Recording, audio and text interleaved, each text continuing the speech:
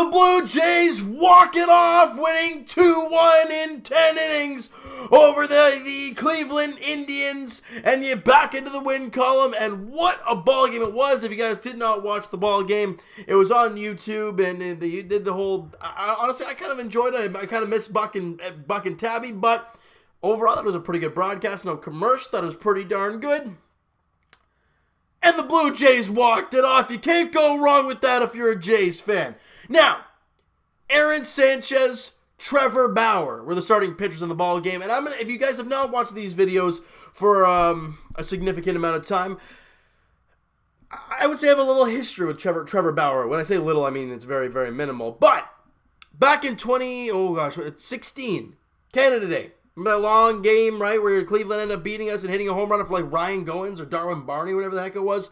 And after the ball game, Trevor Bauer got the win because he pitched like 4 innings in relief or whatever it was in like the 4th to 18th inning or stupid number, whatever it was. He tweets after the game, USA, USA, USA. And I'm like, really? Like, really?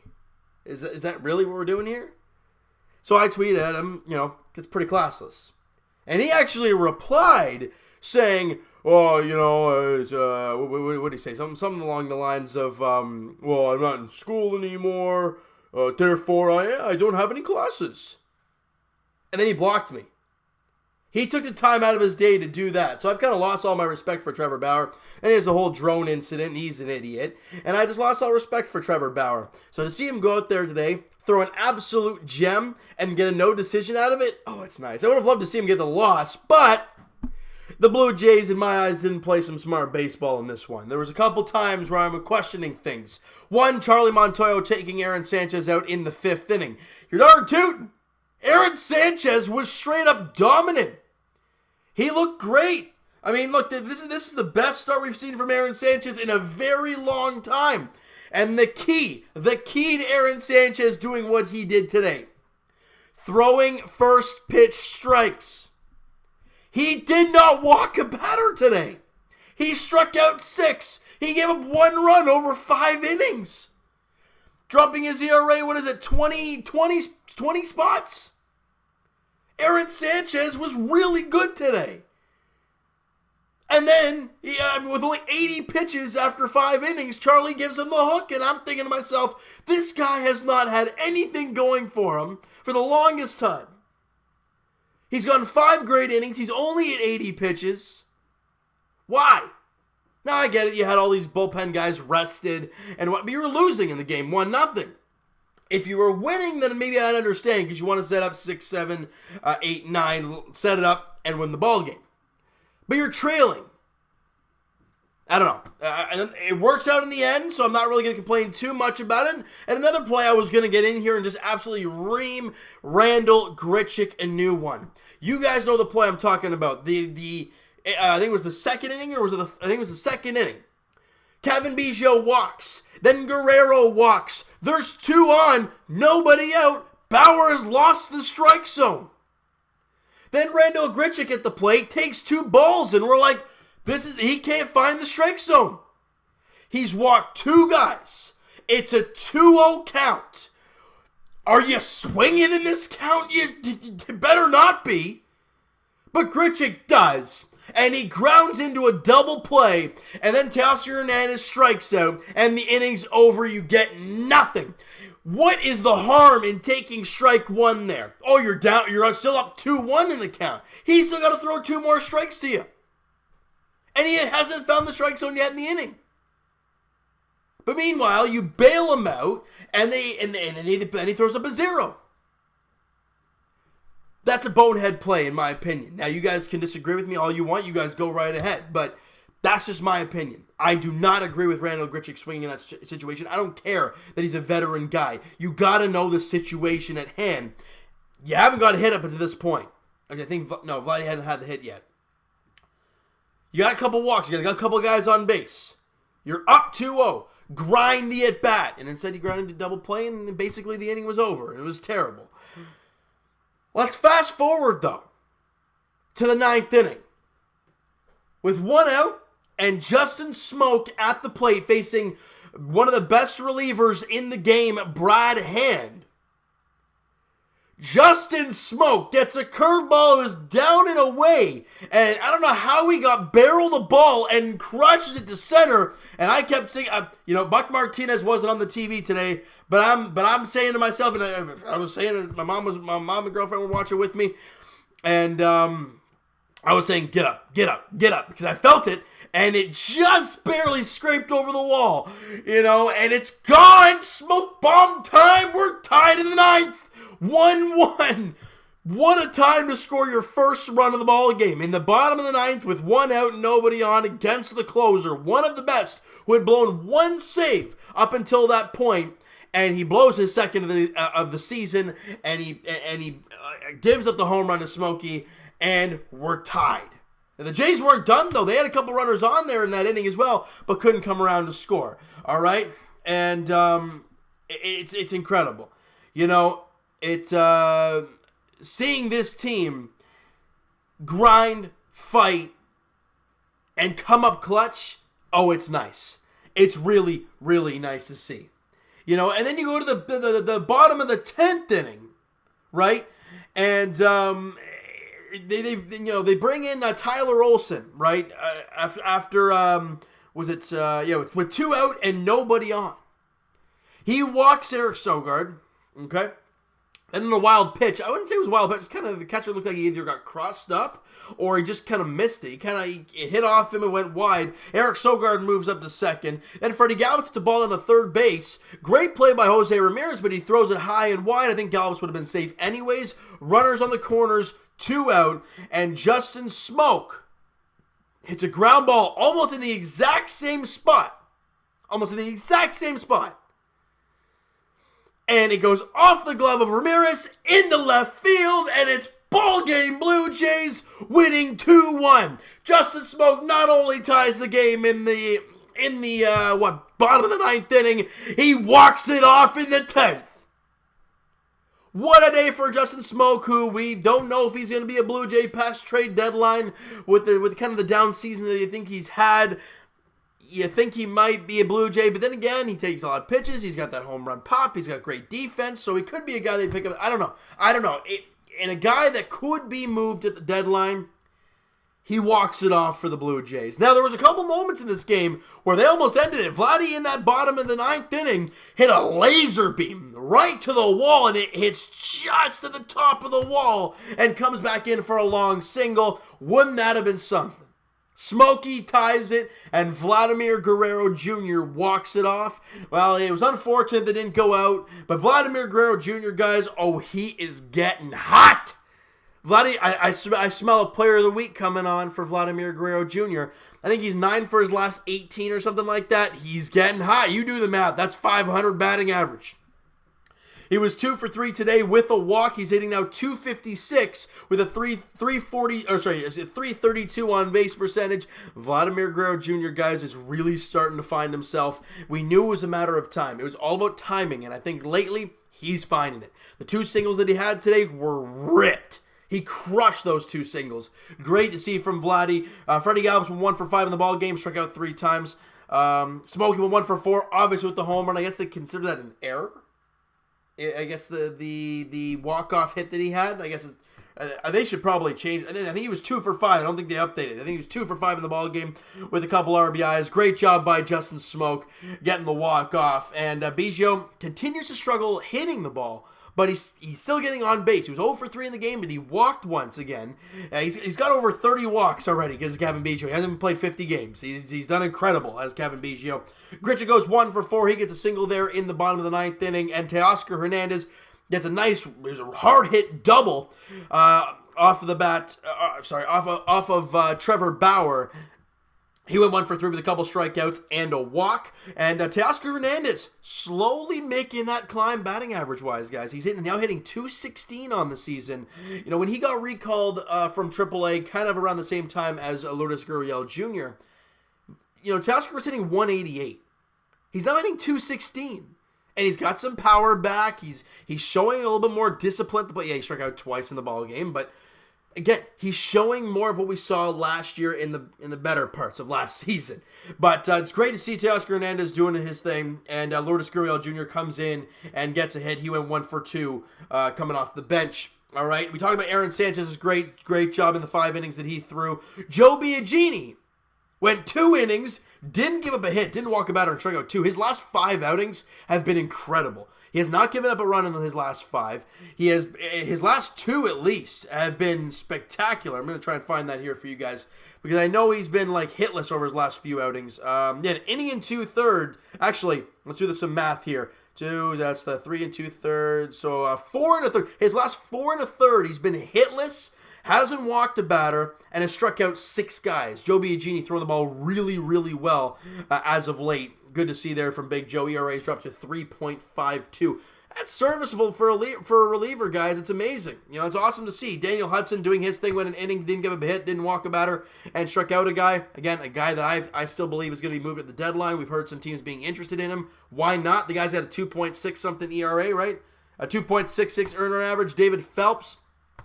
Again, if people don't care about how much he's pitched this season, he could be a guy that's moved. He's got an inning, didn't give him a hit, walked 1, struck out 2. He's got an ERA of 2.30, and one of the most likely guys to be moved in Ken Giles goes an inning, gives up a hit, walks a batter, and strikes out 1. His ERA dropped to 1.59, and he picks up the win in the ball game for the Blue Jays. All right, great job all around by this team to come back and get the win. Great job by the bullpen doing amazing things. And another reason why this game is such an eye-opening victory is because the Cleveland Indians have the best bullpen in baseball, ERA-wise.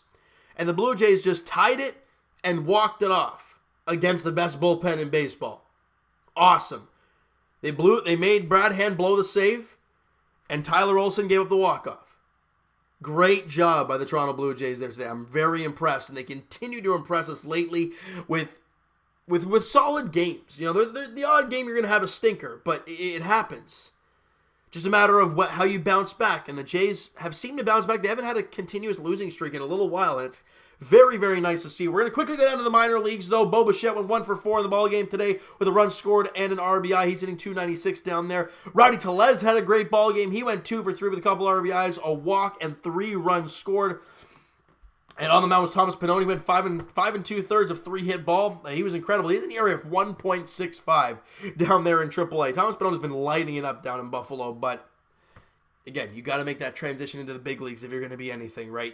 Having great AAA numbers is nice, but you got to take that next step, and we haven't really seen that from Thomas Pannone as of yet. Zach Jackson, my boy, has done a great job there again today. An inning and a third, 1 hit, no walks, no runs, and a couple strikeouts. Ty Tice, who's been incredible down there for AAA, went an inning, didn't give up a hit, walked the batter, and got a strikeout. ERA of 2.04 for Ty Tice. 2 guys to really keep an eye on here moving forward. If guys like Daniel Hudson and Ken Giles get moved, would not be surprised if you see a guy like Zach Jackson or Ty Tice. It's going to be really interesting to see what happens there. All right, down in New Hampshire, they played a doubleheader. All right.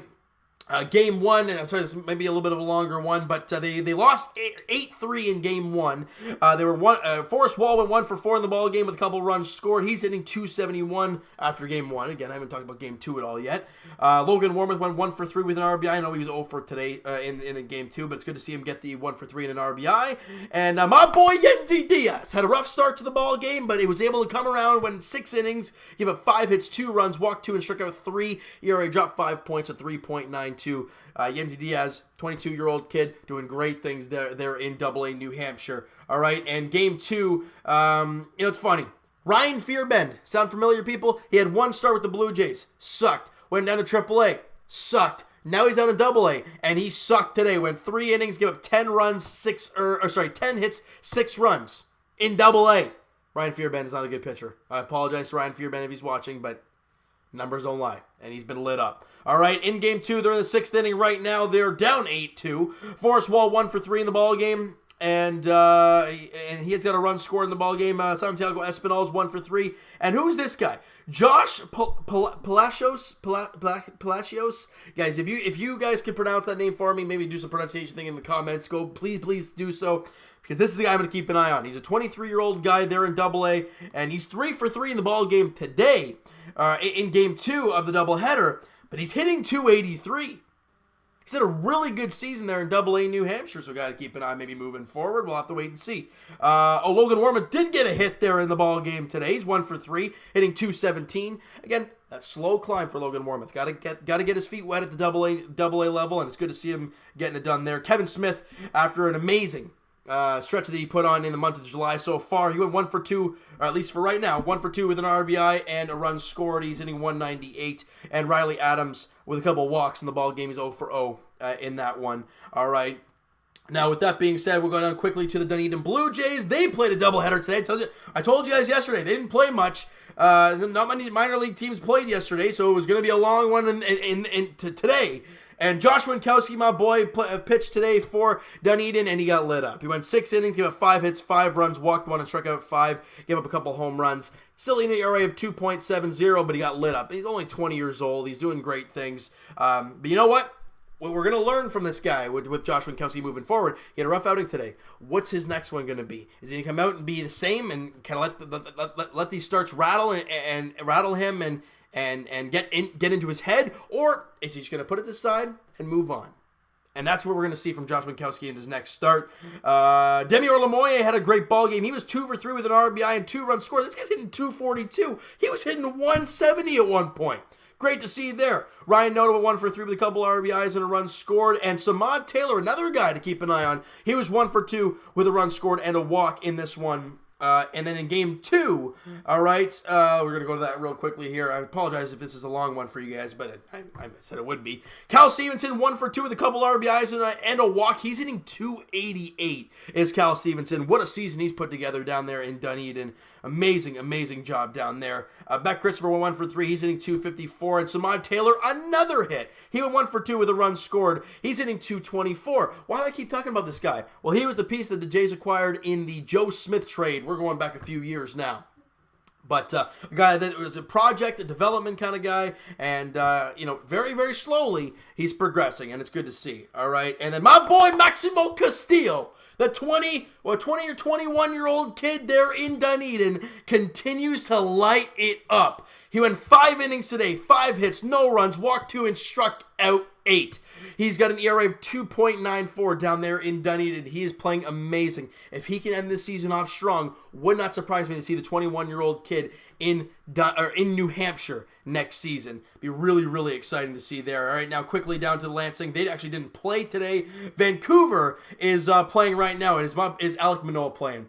Because I know Kendall Williams, the Jays' second-round pick, this draft. He pitched his first game for the Gulf Coast League team, gave up a hit, gave up a walk, and gave up a run. But it's his very first inning in pro ball, and he's 18 years old. So don't go too crazy about it. But it's great to see him out there for the Blue Jays. Now I know Alek Manoah is with Vancouver. It's a matter of did he pitch today? No. This guy Ponce went today, okay? That's, all right, we're going to continue to move on then. Bluefield played as well, and they were winners 10-1 there today, and this is right near the end of the video, guys. I apologize for the long one, but this is what I expected. Leonardo Jimenez struggling as of late. The 17-year-old kid down there in Bluefield, he went 2 for 4 with 2 RBIs, a walk, and a run scored. He's hitting 286 down there in Bluefield. And Miguel Geraldo went 0 for 5, but he got a run scored and a RBI in the ballgame, still hitting 303. The 2 youngins down there in Bluefield doing awesome things. All right, so we'll quickly get back to the big leagues here, and the finale of the 3-game series goes tomorrow night, 7:07, first pitch at Rogers Center. Shane Bieber against Marcus Stroman in quite possibly his last start as a Toronto Blue Jay. It's going to be really interesting to see what the fans do for him. Are they going to give him a standing ovation, kind of feeling that he's going to go? I don't know what's going to happen there tomorrow, but it could be Stroman's last start as a Blue Jay, and the Blue Jays do look to win the series, though, tomorrow night at Rogers Center, all right? So you know what, guys? That is going to do it for this one. Again, I apologize for the really long video. Hit the like button if you guys enjoyed this one, however, and the game, of course. Hit the subscribe button if you guys have not already. Comment down below your thoughts on the game, guys, your thoughts on the video, your thoughts on all the minor leaguers we talked about, your thoughts on the trade deadline, which is upon us and coming in really hot. I think a week tomorrow, I think it is a trade deadline, so it's going to be crazy. It's going to be a crazy next week for Blue Jay fans. Maybe very emotional as well. We're going to have to wait and see. But, guys, comment down below everything towards this team. I want to hear your guys' thoughts about everything Blue Jays. And check out my main man, Mo Buckets, on Twitter, Blue Jays Wave on Instagram. They post awesome content. I was on their podcast last week. It was a great time talking to the guys about this team, about the minors, about everything towards the Toronto Blue Jays. If you've not checked them out, please do so. Blue Jays Wave on Instagram. Guys, Twitter is also down below. Follow up, send me a DM, do all that great stuff, and I will talk to you guys Blue Jays edition tomorrow night. It'll be a later upload. It will be uploaded tomorrow, but a little bit later than usual. I have my baseball to go there tomorrow. All right, so, and we play a doubleheader and then relaxing after the game. So it's going to be a little bit of a later upload, but it will be uploaded tomorrow night. I can guarantee you guys that. As the Blue Jays look to win the series against the Cleveland Indians, and Marcus Stroman, if he is going to be gone by the trade deadline, looks to end his Blue Jay career on a very high note as he looks to beat the Cleveland Indians, a team that knocked them out in the ALCS back in 2016. All right, Shane Bieber, Marcus Stroman is the pitching matchup there tomorrow night, 7:07 first pitch at Rogers Center. Thank you so much for listening and watching. Hope you guys enjoyed this video. Talk to you guys then.